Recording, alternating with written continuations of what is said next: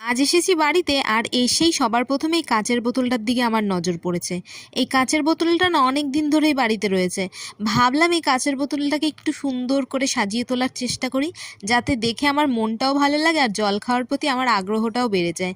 তাই কাচের বোতল আর রং নিয়ে বসে পড়লাম যে এটার মধ্যে কিছু একটা কারুকার্য এমন করতে হবে যেটা দেখতে আমার খুবই ভালো লাগবে। এই কাচের বোতলটার মধ্যে আমি তিন রকমের ফল এঁকেছি। এই তরমুজ, চেরি আর কমলা লেবু, এই তিনটে ফল ছাড়াও আমার কিন্তু আরও কিছু ফল প্রিয়। তবে সেই ফলগুলো আমি এখানে কাচের বোতলের মধ্যে অ্যাড করিনি, কারণ জায়গাটা একদমই কম হয়ে যাচ্ছিল, তাই একটু ফাঁকা ফাঁকাই রাখলাম। আর কথা বলতে বলতে কিন্তু আমার কাজটা একদমই কমপ্লিট হয়ে গেছে। একদম শেষে কিন্তু বোতলটা দেখে আমার খুবই ভালো লাগছিল। বোতলটা তো আমার খুবই পছন্দ হয়েছে। তোমাদের কেমন লাগলো সেটা অবশ্যই জানিও। দেখা হবে অন্য কোনো মিনি ব্লগে। ততক্ষণের জন্য সকলে ভালো থেকো, সুস্থ থেকো। আর ভিডিও ভালো লাগলে একটা লাইক করে দিও। চ্যানেলে নতুন হলে চ্যানেলটাকে সাবস্ক্রাইব করে নিও। টাটা আজকের জন্য।